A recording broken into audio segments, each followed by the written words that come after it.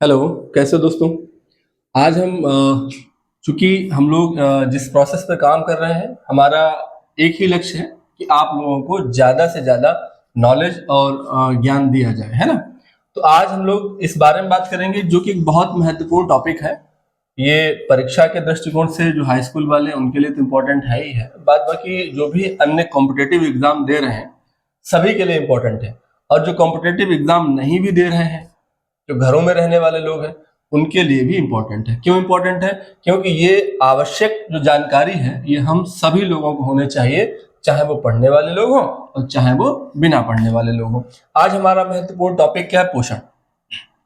होता क्या है पोषण? पोषण के बारे में हम लोग नहीं जानते हैं। होता क्या है कि हम हमारे घरों में छोटे बच्चे होते हैं, महिलाएं होती हैं, अन्य हम लोग भी होते हैं ना, सभी को पोषण चाहिए होता है। ये पोषण है कौन सी आफत? क्या क्या चीजें हमको देनी चाहिए, किसका क्या मतलब होता है? हम लोग डॉक्टर के पास जाते हैं, डॉक्टर हमको क्या काम करता है बता देता है, कहीं कार्बोहाइड्रेट बताता है, कहीं वसा, कहीं कोई और कोई अम्ल बताएगा। तो हमें पता होना चाहिए कि ये क्या चीजें डॉक्टर हमें बता रहा है। तो आज क्या है? आज का हमारा टॉपिक क्या है? पोषण। जरा समझो इस बात को। यहाँ से बहुत ज्यादा समय नहीं लेने वाला हूँ, बहुत कम समय में बहुत ज्यादा जानकारी देने वाला हूँ। क्या है पोषण? हमारे शरीर में होने वाली रासायनिक क्रियाओं को उपापचयी क्रियाएं कहा जाता है, यानी कि मेटाबॉलिज्म, है ना? डॉक्टर पास जाते हैं हम लोग ये कहते हैं हमारी ये आर्मी की रनिंग है, इस रनिंग में हम क्या काम करें कि बहुत मतलब वहां थके नहीं और हम लोग जो है दौड़ जाए। तो होता क्या है कि हम लोग एक मेटाबोल नाम का इंजेक्शन होता है, तो बोल लगवाते हैं मेटाबोल। तो वो क्या होता है? मेटाबॉलिक जो हमारी प्रोसेस होती है उसको तेज कर देता है। तो क्या है पोषण? क्या है पोषण? हमारे शरीर में होने वाली रासायनिक क्रियाओं को उपापचयी यानी मेटाबॉलिक क्रियाएं कहते हैं। मेटाबॉलिज्म क्या है? उपापचयी यानी मेटाबॉलिज्म दो तरह का होता है, कैटाबॉलिज्म और एनाबॉलिज्म, यानी अपचय और उपचय। अब जरा समझना ये अपचय और उपचय क्या है। अपचय में जैव रासायनिक क्रियाओं का विखंडन किया जाता है। किसका विखंडन हम लोग करते हैं? जैव रासायनिक क्रियाओं का क्या किया जाता है? विखंडन। जैसे अब ये समझ आना चाहिए कि ये जैव रासायनिक क्रिया क्या होती है। तो बच्चे, जैव रासायनिक क्रिया का मतलब होता है जैसे हम लोग सांस लेते हैं है ना? सांस के लिए क्या हम लोग वायु जो हमने ली, अपने अंदर सांस ली, तो उसमें क्या हुआ कि जैसे सांस में ग्लूकोज का विखंडन होता है, जब O2 मिलती है, उसको ऑक्सीजन मिलती है, यानी कि हमने जो भोजन प्राप्त किया है उस भोजन को, यानी कि जो ग्लूकोज हमने लिया है उस ग्लूकोज को जब तक ऑक्सीजन नहीं मिलेगी उसका विखंडन नहीं होगा। विखंडन नहीं होगा तो हम लोगों को शरीर में जो ऊर्जा हमको प्राप्त होती है वो हमें ऊर्जा प्राप्त नहीं हो पाएगी। बगैर ऑक्सीजन के हमको ऊर्जा प्राप्त नहीं होगी। क्यों? ऑक्सीजन जाएगी, जो हम सांस ले रहे हैं, अब वो सांस के थ्रू ऑक्सीजन गई, ऑक्सीजन ने जो हमने भोजन लिया था वो ग्लूकोज में तब्दील हुआ और उस ग्लूकोज का विखंडन कौन करेगी? ऑक्सीजन। तो ये कौन सी क्रिया हो गई? जैव रासायनिक क्रिया। तो अपचय में जैव रासायनिक क्रियाओं का विखंडन किया जाता है। अपचय का मतलब कैटाबोलिज्म। अब जरा समझना, हमने लिखा भी है कि श्वसन एक प्रकार की अपचयी क्रिया होती है, यानी कैटाबोलिज्म नाम की क्रिया होती है। अच्छा, एनाबोलिज्म क्या है यानी उपचय क्या है? उपचय एक प्रकार की निर्माणकारी प्रक्रिया है। निर्माणकारी प्रक्रिया का मतलब क्या है? हमारे शरीर में जो भी कुछ, हमारे शरीर का जो निर्माण होता है, जो वृद्धि होती है, हम लोग बढ़ते हैं, फैलते हैं, हेल्दी होते हैं, ये सारी चीजें किस में आती हैं? ये सारी चीजें आती हैं उपचय में, एनाबोलिज्म में। हमारे शरीर का जो भी निर्माण होगा वो सब कहाँ में आएगा? वो सब आएगा एनाबोलिज्म यानी उपचय में आएगा। जरा समझना, ग्लूकोज के निर्माण को एनाबोलिज्म कहते हैं। जो हमारे शरीर में जो ग्लूकोज का निर्माण होता है, यानी हमारे शरीर हो गया, जो पेड़ पौधे हो गए, ये सब चीजें जो है इनमें क्या होता है? ये क्रिया क्या कहलाएगी? ये क्रिया कहलाएगी उपचय।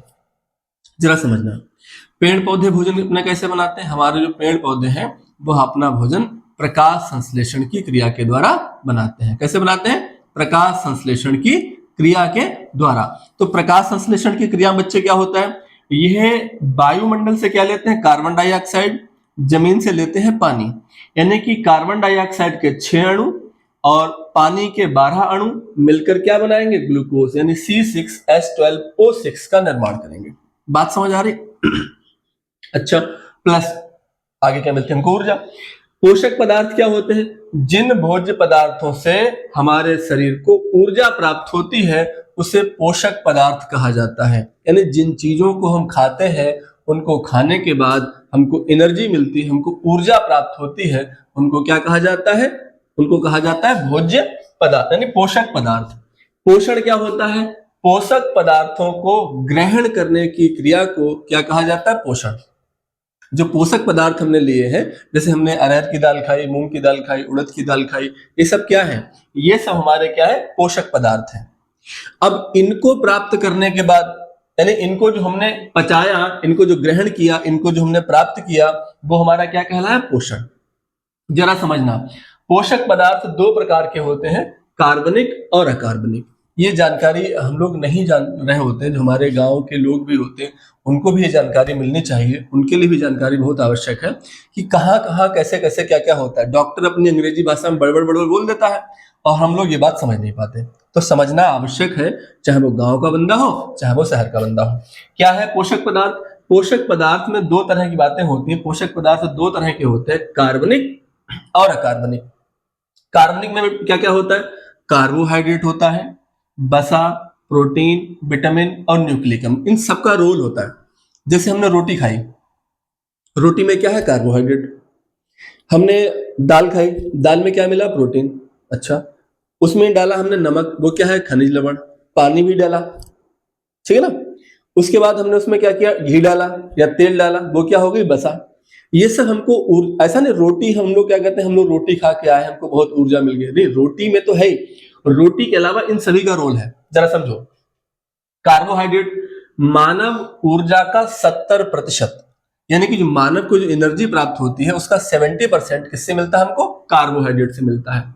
बसा, जैसे हमने क्या किया? घी डाल के खाया, तेल डाल के खाया, ये क्या हुआ? बसा से ऊर्जा का 30% मिलता है। लोग क्या कहते हैं?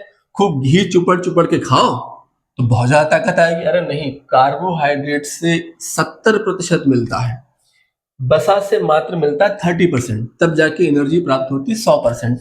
और बाद बाकी चीजों का क्या रोल है? इनका भी रोल है। हम लोग क्या कहते हैं, जो छोटे बच्चे होते हैं, छोटे बच्चों में कुछ क्या ज्यादा देना चाहिए? प्रोटीन। आप उनको अंडा खिलाइए, आप उनको जो ये सुबह सुबह लोग भिगोते हैं सोयाबीन के दाने होते हैं, उनको मूंग की दाल होती है और ये चना वगैरह होता है, भिगो खिलाओ उनको। वो क्या काम? छोटे बच्चे दौड़ते हैं, दौड़ने भागने में क्या होता है? उनकी जो हड्डियां होती हैं उनमें तरह तरह की चीजें होती, धीरे धीरे क्या उनका विकास होता है, वृद्धि होती है।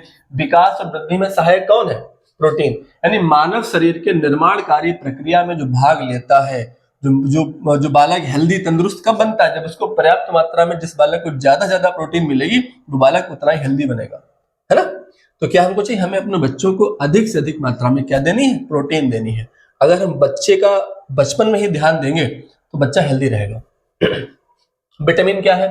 उपापचयी क्रियाओं पर नियंत्रण। ये उपापचयी क्रियाएं, जैसा कि मैंने बताया है, ये जो उपापचयी क्रियाएं होती हैं ये क्या काम करती हैं? ये हमारे शरीर के निर्माण में बहुत बड़ी भूमिका निभाती हैं। उपापचयी क्रियाएं, विटामिन का रोल होता है। जैसे हमने कहा कि अगर आपके दांतों में समस्या है तो आप क्या लेंगे? विटामिन सी लेंगे। क्या लेंगे?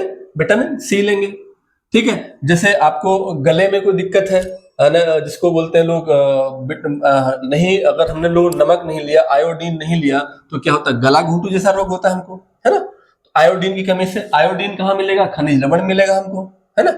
ये नमक क्या है? खनिज लवण है। न्यूक्लिक अम्ल क्या करते हैं? डीएनए और आरएनए के निर्माण में सहायक।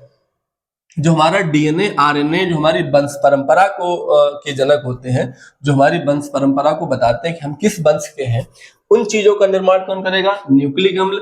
न्यूक्लिक अम्ल का मूल काम क्या है? डीएनए और आरएनए के निर्माण में सहायक। ये चीजें हम खाने पीने में लेते हैं। हम लोग क्या काम करते हैं? अगर सही पूछा जाए तो व्यक्ति की जो डाइट होनी चाहिए, डाइट में सुबह में जो हमको जो कच्चे जो अनाज होते हैं उनमें सोयाबीन हो गया, जूस हो गया, अन्य चीजें हो गई, हमको लेनी है। खाने में बसा को भी लेना, शामिल करना है, कार्बोहाइड्रेट अच्छा होना चाहिए, ये तमाम चीजें हमको लेनी है। होता क्या है, अधिकांश लोग रोटी खा लेते हैं और ये घी वगैरह, दाल वगैरह, बाद बाकी चीजें जो है विटामिन पर, भाई कौन रोज फल खाता है? बहुत कम लोग हैं जो फल वगैरह खाते हैं, है ना। सारे लोग नहीं, ऐसा तो है नहीं कि हर आदमी जो घर में पता लगा कि फलों की ठेली रखी है, डलिया है ना, फलों वाली, फल निकाल निकाल खा रहे, तो नहीं खा रहे तो खनिज लवण नहीं मिल पा रहे ऐसे लोगों को। तो बच्चों पर हमें विशेष ध्यान देना है। अगर बच्चों का शरीर स्वस्थ रहेगा तो चीजें भी सही रहेंगी। फिर हमारे पास खनिज लवण और क्या हो गया, जल। ये भी क्या करते हैं, उपापचयी क्रियाओं में भाग लेते हैं। जैसा कि मैंने बताया है कि उपापचयी क्रियाएं क्या है, एक निर्माणकारी प्रक्रिया है। हमारे शरीर के निर्माण में उपापचयी क्रियाओं का बहुत बड़ा रोल है। तो होता क्या है, हम लोग खनिज लवण और जल उपापचयी क्रियाओं में भाग लेंगे। इस तरीके से हमने एक बहुत महत्वपूर्ण जानकारी जो थी उसको हमने प्राप्त किया है। और आप लोग चाहें तो इसका स्क्रीनशॉट ले सकते हो। कल हम लोग क्या काम करेंगे, अगले जो नेक्स्ट सेशन में हम लोग क्या काम करेंगे, पहले ढंग से समझेंगे कार्बोहाइड्रेट को, फिर समझेंगे वसा को, फिर समझेंगे प्रोटीन, फिर विटामिन, फिर न्यूक्लिक अम्ल, यानी इस तरीके से जो इसके जो अन्य पार्ट हैं इनका विस्तार पूर्वक हम लोग इसका डिस्क्राइब करेंगे, इसको इसके बारे में बताएंगे आप लोगों को। इसलिए आप लोग बने रहिएगा और कल हम लोग कहाँ के बारे में, कार्बोहाइड्रेट के बारे में आपको बताते हैं। Okay, bye.